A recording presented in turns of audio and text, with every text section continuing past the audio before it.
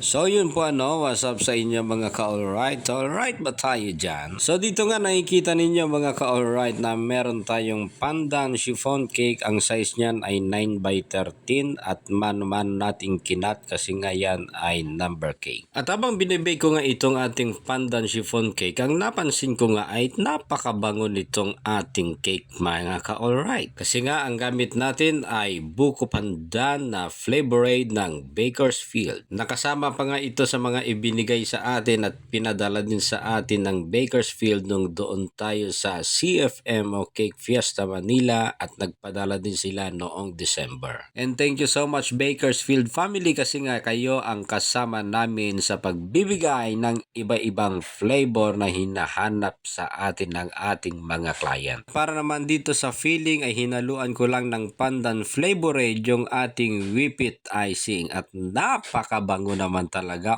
At syempre dinagdagan ko rin yan ng caramel filling para lalo pang sumarap yung ating cake for today. At dito nga sa kanyang mga design ay gumamit lang ako dyan ng 1M tip para sa mga baguhan nating mga co-bakers dyan, mga ka-alright. At 4 shades nga ang color na ating ginamit dito sa design ng ating cake for today kasi nga yan yung laging ginagawa ni ma'am na nagbibigay siya ng pinaka isusuot ni Baby Jab Jab at dun lang gagayahin yung pinaka-team at ako na daw ang bahala sa design.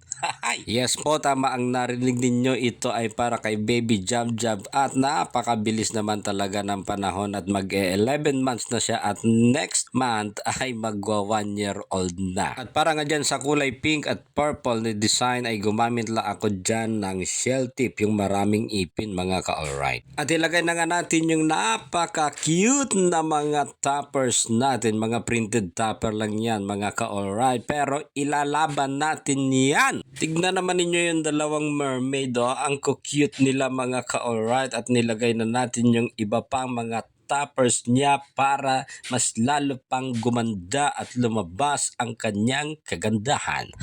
And for the finishing touches ay naglagay na tayo ng gold rajas para kumikinang-kinang siya kapag napicturan yung ating cake. Diba? Ang ganda mga ka-alright. And this is our final outlook para sa ating cake for today. Today natin ginawa yan mga ka-alright. And happy 11 months Baby Jab Jab, and thank you so much Ma'am Vernalisa for always trusting Odi Cakes na alright na magbibigay ng kasiyahan para sa inyong mga event. At kung kayo'y naghahanap, huwag na kayong lumayo pa, andito lang ako sa Poblacion Ilaya, San Enrique, Iloilo.